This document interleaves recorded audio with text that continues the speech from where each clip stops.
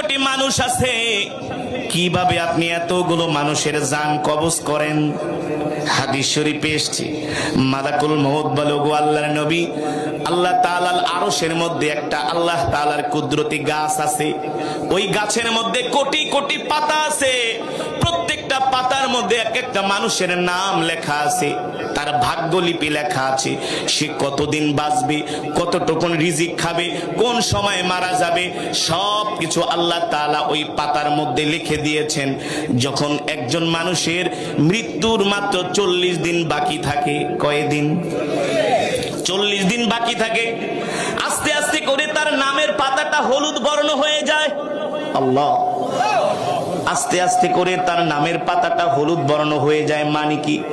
তার মৃত্যুর বয়স আছে আর মাত্র, সে 40 দিন মাত্র দুনিয়াতে থাকতে পারবে, এর বেশি থাকতে পারবে না।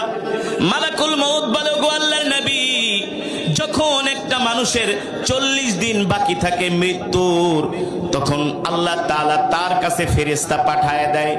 ফেরেশতা যায়া বলে, এ বনি আদম, আর মাত্র তোর বাকি আছে 40 দিন। 40 দিন পর তোর মৃত্যু হয়ে যাবে।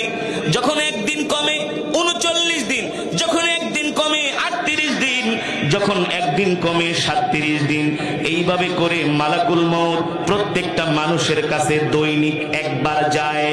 একটু ভালো করে খেয়াল করেন আল্লাহর বান্দারা, যখন একটা মানুষের মৃত্যুর 40 দিন বাকি থাকে, দেখবেন ওই মানুষটা আস্তে আস্তে করে তার ভিতরে একটা পরিবর্তন চলে আসে।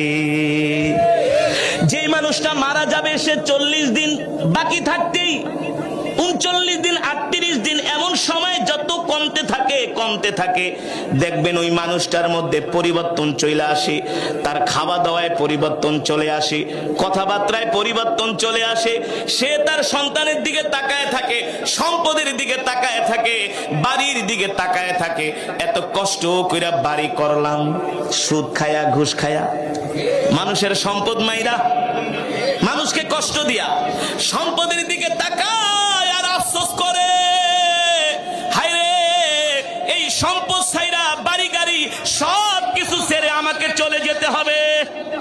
মালাকুল মউত বলে, একটা মানুষ যখন মারা যায়, যখন তার 40 দিন থেকে কমতে থাকে একদিন একদিন করে, আস্তে আস্তে করে তার খাবার কমে যায়, ঘুম কমে যায়, আস্তে আস্তে করে সে অসুস্থ হতে থাকে, দুর্বল হতে থাকে।